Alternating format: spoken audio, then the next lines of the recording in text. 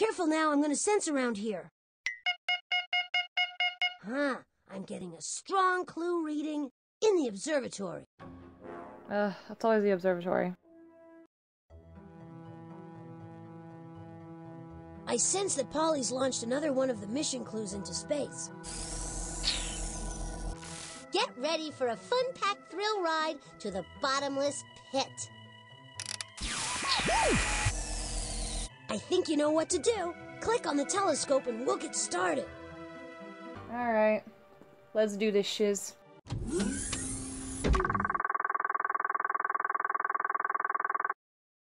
Look, Polly's radio transmission is in the gravitational pull of the black hole. We have to knock it loose if we want to get that hint. Polly's transmission is 4 radio packets big. Make sure you collect them all or we won't be able to...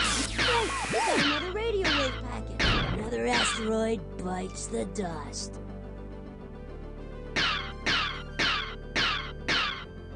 Fantastic! You destroyed... Wait a I made a... You got another radio wave pack. Wait. I made a dirty joke to one of my bosses. All right, you got all the radio packets. Now we can decode Polly's hint. We're back at the alien decoder, just in time to retrieve Polly's message from the black hole. The thing is, I didn't start it. They did. Oh, this is Leo. I can't make hide nor hair of this message. Hopefully the decoder can help sort it out for us. Click and drag the blocks of words to create a complete sentence. I don't know why they feel the need to, like, explain everything as if it's our first time. Can you hear my powerful roar? It's Leo. Hey, you made quick sense out of that messy sentence. Not done yet. There's more to figure out. But so, we were having cake, or at least I was having cake. And I guess the piece that I was having looked, kind of like... I don't want to say raw, but it was very crumbly, like it... whatever. And one of the bosses was saying like, oh, looks like your cake needs more time in the oven, or maybe you just like it that way. And so like I stopped eating, looked him dead in the eye, and I was just like, are you implying that I like it raw? To which like everyone reacted quite strongly. But that is what he was implying though. I'm not crazy. Especially because like everyone was drinking, so of course like dirty thoughts come to mind. The name given to me means lion. I couldn't make any sense out of that, but you managed to find a real sentence. Great! Or maybe my mind just thinks differently and that's not what I was, that's not what they meant. Whoops. This wasn't really a boss, it was just like a kind of boss. Like, I know that sounds weird, like not, well, okay, so he's like a manager, but he's not my manager, if that makes sense. Anyway, I don't look very much like a lion. Hey, you made quick sense out of that messy sentence. Okay, now here's the next piece of Polly's clue. Can you find me in the sky? I am so excited to sleep. Great! You decoded the entire hint. Can you hear my powerful roar? The name given to me means lion. I don't look very much like a lion. Can you find me in the sky? Okay, you unscrambled the hint. Quick, to the star chart so we can find that clue. What a horrible hint. You need to figure out which constellation Polly sent her father's spaceship to. Click on the star chart. Click on any of the constellations and this machine will tell you a little bit about them. Click on the hint button to replay Polly's hint. Click on the constellation again if you think it's the one where Polly sent the mission clue.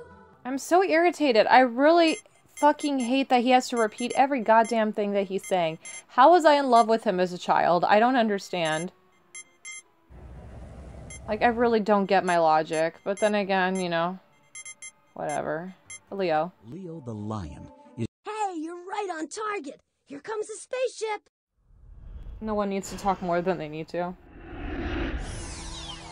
We made it! All right, now put the clue into the inventory for safekeeping, then head on out. The world depends on us. All right, we got all the mission clues. Now all we need is enough invention points. We need 1,000 total. How about playing a game on the first floor to win some more invention points? I'm really glad that he finally suggested the first floor. How about playing a game on the 3rd floor to win some more invention? You already said the first. I'm done. I'm done with your bullshit, Bolly.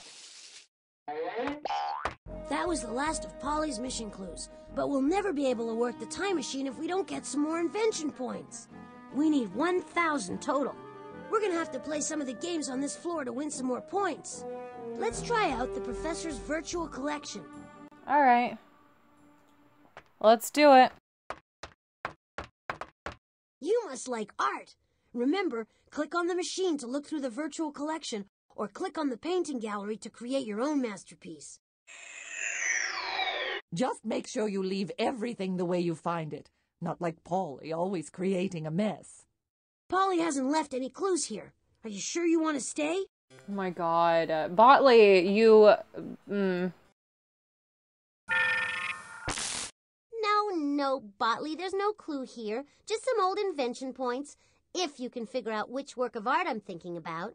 Would it be too much to ask you for a little hand, Polly? Another clue? When Daddy created you, Blotley, why did he make you so clueless? That's a hint, Botley. Polly wants you to find a religious painting of God creating man. We need to find the right work of art to collect the bonus invention points.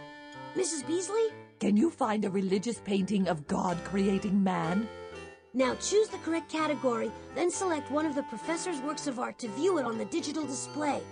After a while, I'm actually gonna start, like, clicking through what they're saying because it's getting on my nerves.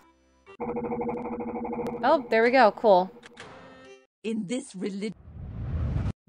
famous painting of God reaching down to earth to create the first man was painted on the ceiling of the Sistine Chapel in Rome, Italy. Lying on his back, Michelangelo painted this religious scene onto the wet plaster ceiling of the chapel. Can you see the cracks in the plaster? Okay, since you're so smart, let's see you solve this. You didn't think I was going to let you off that easily, did you? There she goes again. You've played this puzzle before, so you should have no trouble this time around.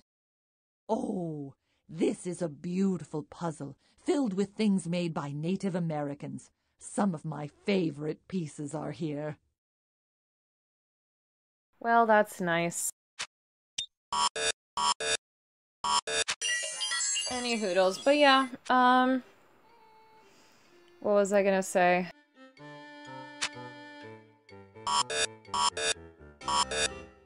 I don't know, actually. I'm at a loss, really, as of what to say at this point. Everything's great in life, but then again, I have, like, a very, like, positive outlook at this moment, which I'm not used to. I'm used to having a very negative outlook, which, again, horrible, but what you gonna do? That's just who I am as a person. It's bad. Wait, what? Hold on.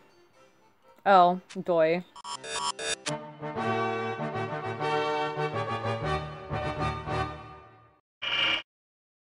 Nice going. Just collect the invention points and we'll continue. Terrific! Now put it into your inventory and move on. We've got everything we need to complete this mission. And since time is of the utmost importance, let's get to the time machine immediately. Alright, let's do this. We should go to the time machine to complete this mission. Let's take the tram to the top floor. We've got everything we need. Take a deep breath and click on the time machine door back there.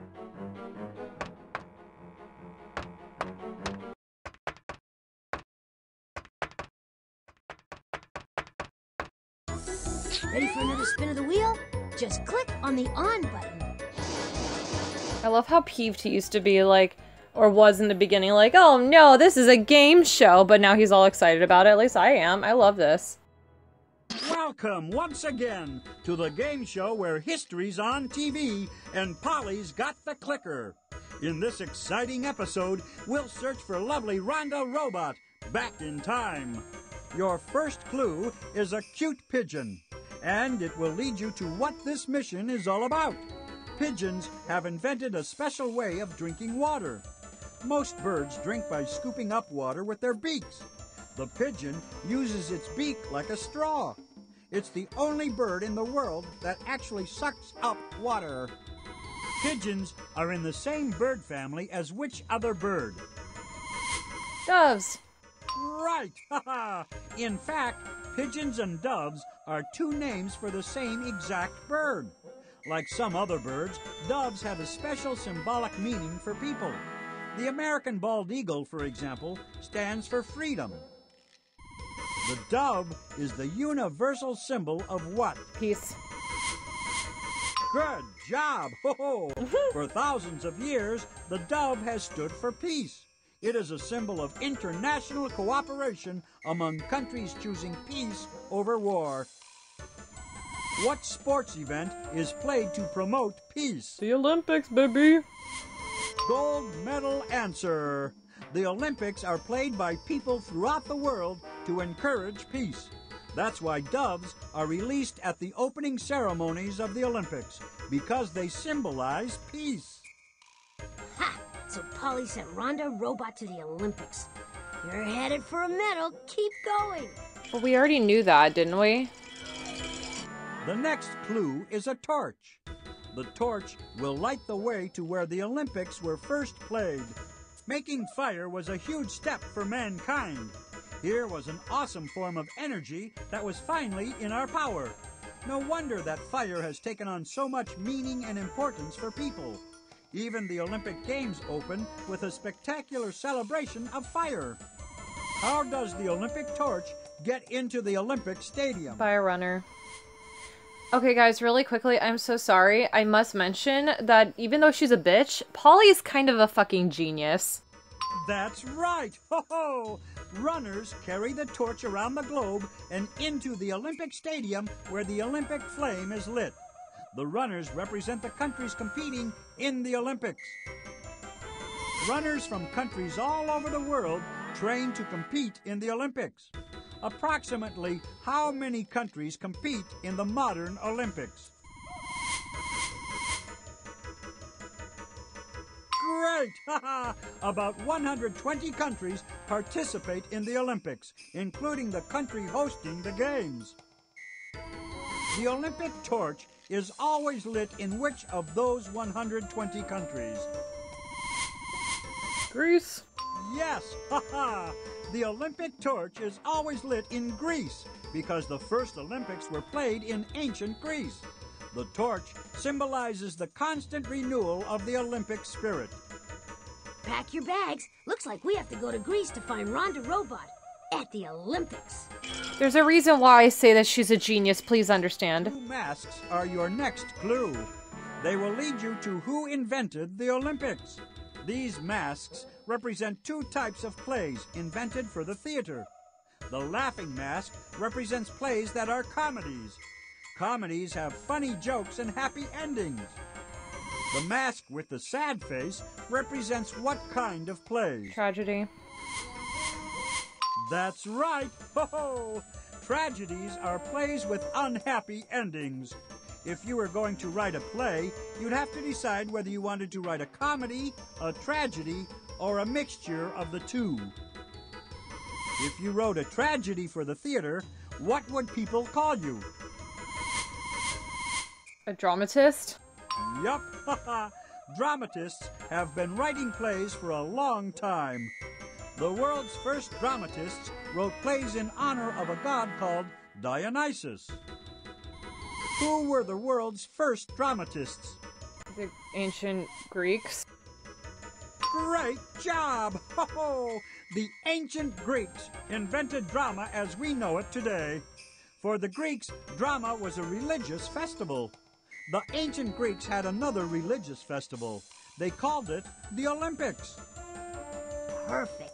Now we know who invented the Olympics. Rhonda Robot, we are coming your way. So you notice how all the clues tie in together, right? All right, the final clue is pottery, and it will tell you when the Olympics were first held. Heating clay dug from the ground transforms gooey wet mud into hard, waterproof, long-lasting pottery.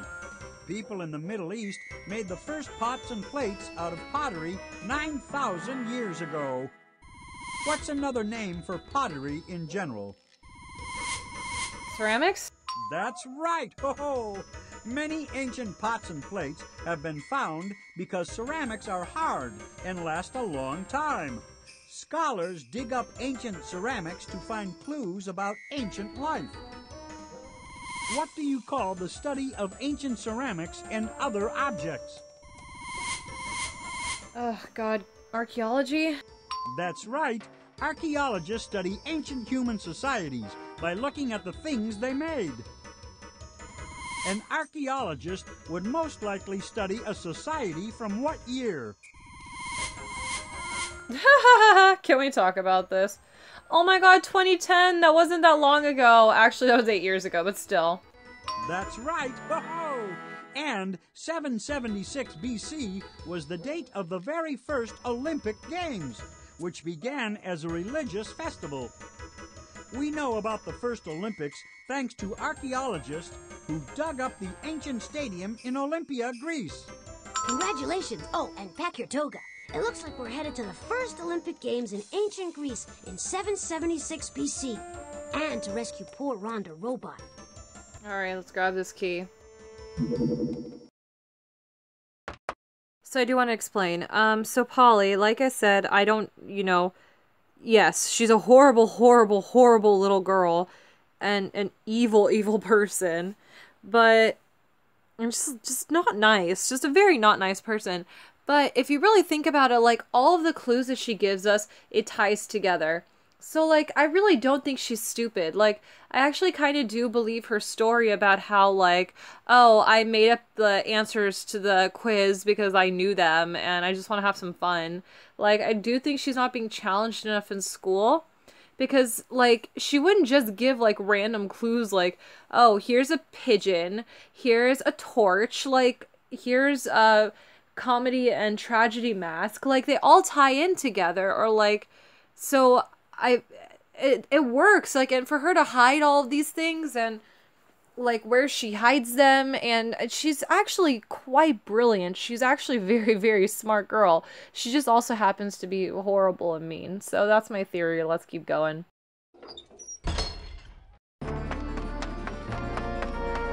Well, this is it. The journey into time. Click on me to start the trip. Get set for a trip to ancient Greece. We've got front row seats for the very first Olympic Games.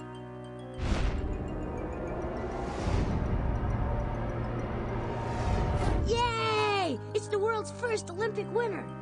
But boo! It's Rhonda, the beauty queen robot. Look, the next event is the talent competition. There's no mistaking Polly for Miss Congeniality. That poor athlete isn't getting a laurel wreath. That's a diamond tiara and a bouquet of flowers. Hit the recall button before the evening wear competition begins. Much better. You've saved the Olympics from becoming a beauty pageant. Imagine running a marathon in high heels. Make sure your seat backs are in their upright locked positions while I take us home.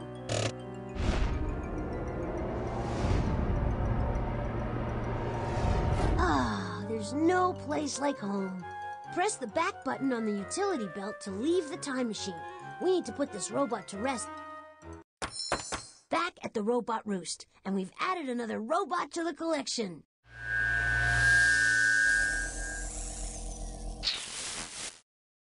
Oh, Dotley, you do have a hero complex, don't you? Always wanting to save the world. Just to make you happy, the next mission will be even harder. No time to pat ourselves on the back. Select another question so we can save another robot. Click on the inventory to start a mission. Alright, this will actually be a very short episode. I'm just gonna go ahead and replay the teacher saying, "No, you're ridiculous" to Polly, and then sign off. All right, we still got places to go and robots to rescue. Click on any of the buttons near the bottom of the transquizzer. You know what? Hold on. Been there, done that. Pick a mission we haven't completed. During the ancient Olympic Games, all wars would come to a stop and a truce would be called for 3 months.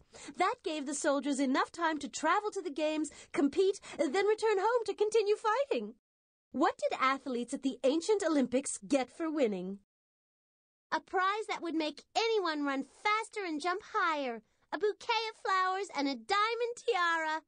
Here I am, Miss Olympic Games. No, Polly, the winners at the ancient Olympics weren't treated like beauty queens. The prize was a crown made out of laurel wreaths.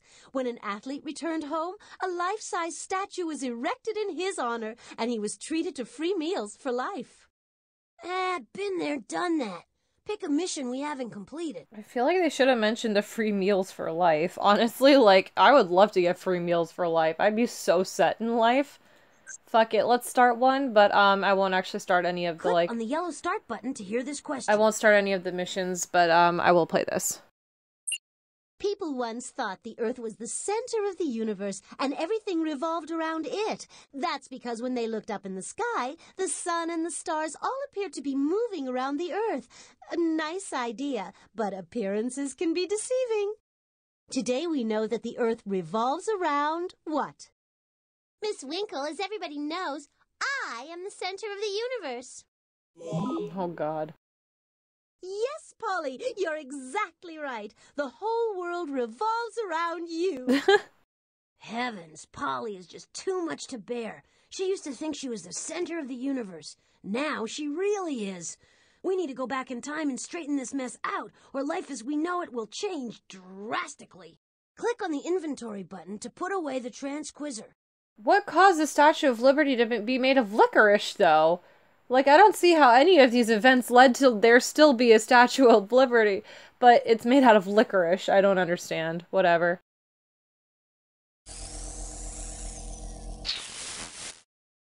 Relax, Scutley. It won't be so bad. I sent Russian robot Cosmobot to put me in the center of the universe. You can get him back if you find these 4 clues. A pig, a sundial, a postage stamp, and a $1 bill. But why mess up a good thing? Cosmobot and I never used to get along, but now we're pals. I can't believe Polly reprogrammed him for her selfish purposes. We have to find those clues and get Cosmobot back. As long as there is a single robot lost to history, our mission isn't complete. Let's get back to it. I literally didn't even okay, whatever. I'm gonna exit now. Hey, I'll need some silence while I try to sense this area out. Oh dear. No doubt about it. There's a clue in the robot maze. Okay, well, this has been fun, and I'll see you guys next time. See ya!